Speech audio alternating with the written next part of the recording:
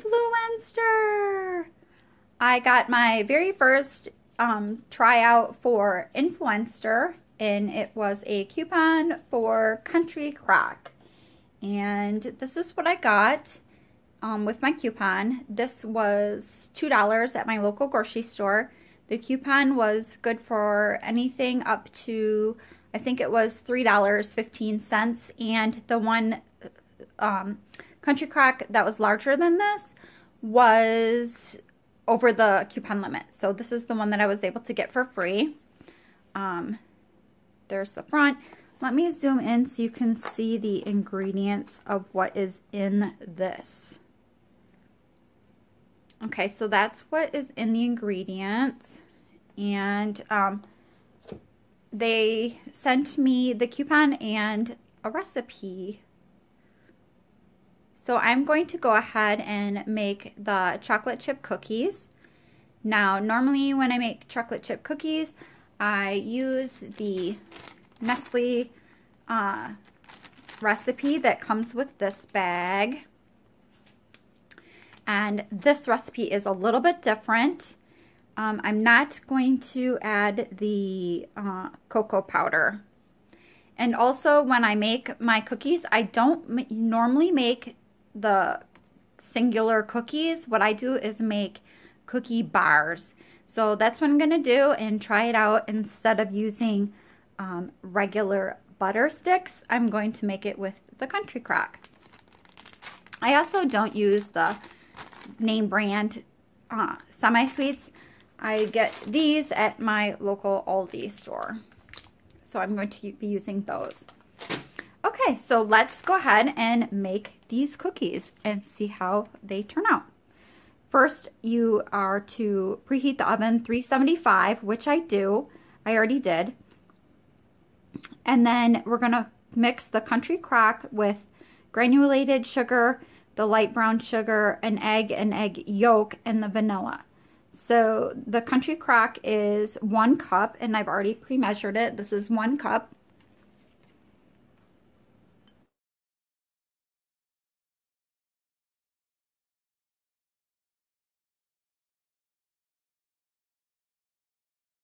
And then the granulated sugar, which is 3/4 cup. And light brown sugar, which is also 3/4 cup.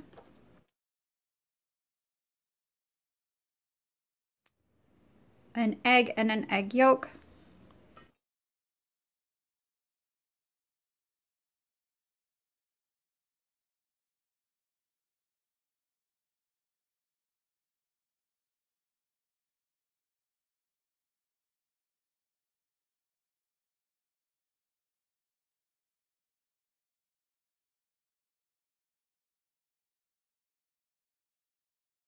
Then vanilla, and the vanilla is 2 teaspoons.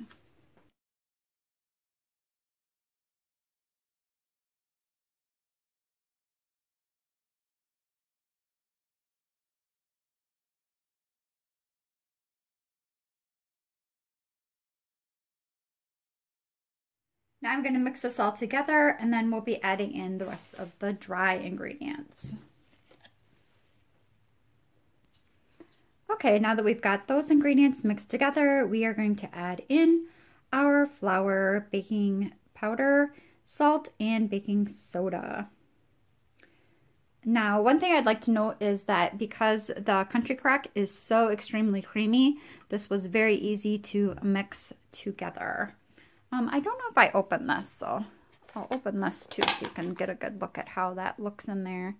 It is very creamy. It's almost like it's whipped already.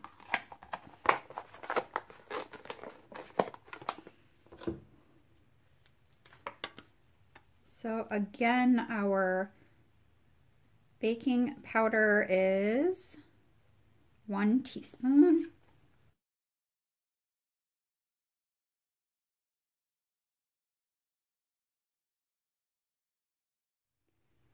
Baking soda is 1/4 teaspoon.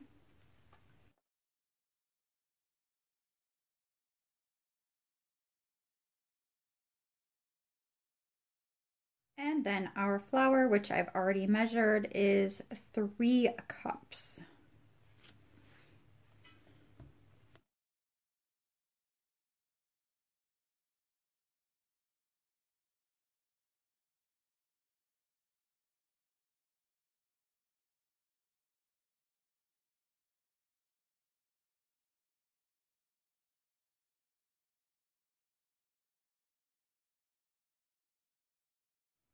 And to mix in the rest of this, I'm going to use my mixer. And now for the best part of the cookies is, of course, chocolate chips.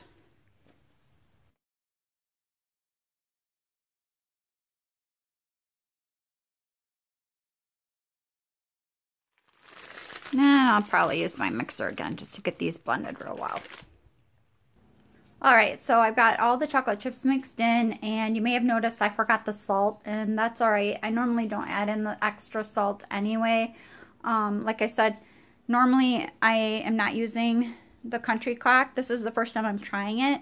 When I'm using the other recipe and it asks for butter, I'm using salted butter, so that's why I skipped the salt.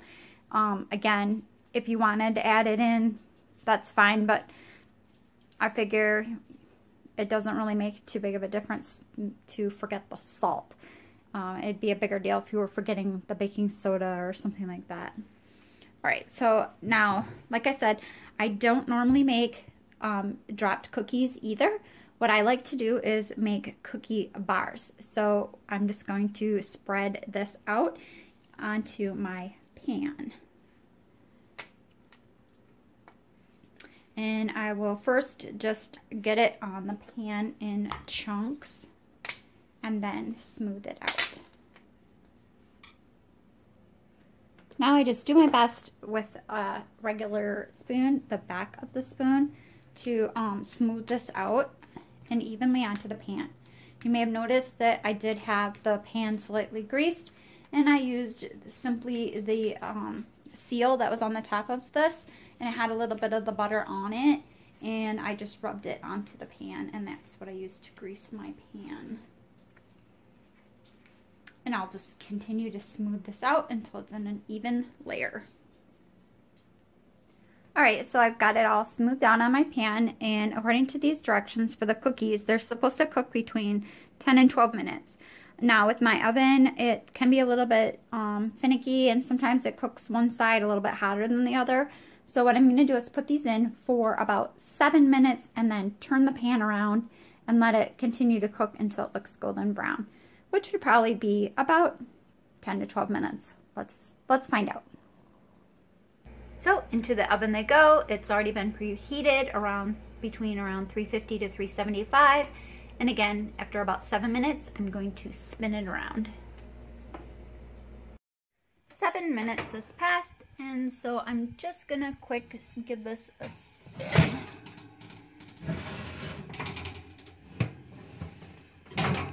And again, the reason why I do this is just to make sure that it cooks evenly on both sides. Be back. Okay, so the cookies baked for a total of about 15 minutes.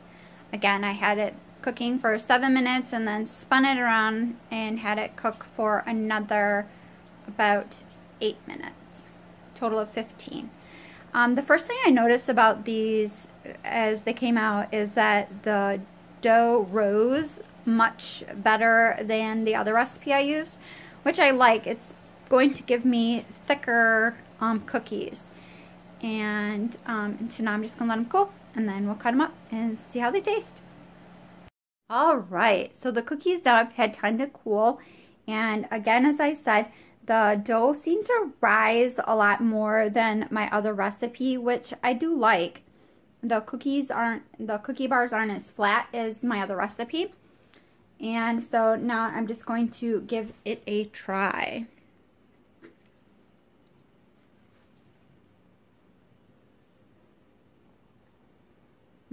It tastes more like a cookie than my other recipe. And what I mean by that is it's more light and airy. It's really good. I can't tell a big difference in the flavor from my other recipe to this one. I mean, they're both really, really good. The only thing different about this one is I like that they're fluffier. So I'm definitely keeping this recipe to use it again. Yum.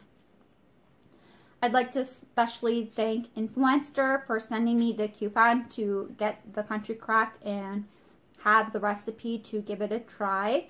And I look forward to the opportunity to try more Influenster products in the future. I hope you found this video useful and liked my recipe and the way that I used this recipe to create cookie bars rather than regular drop cookies. Thanks for watching.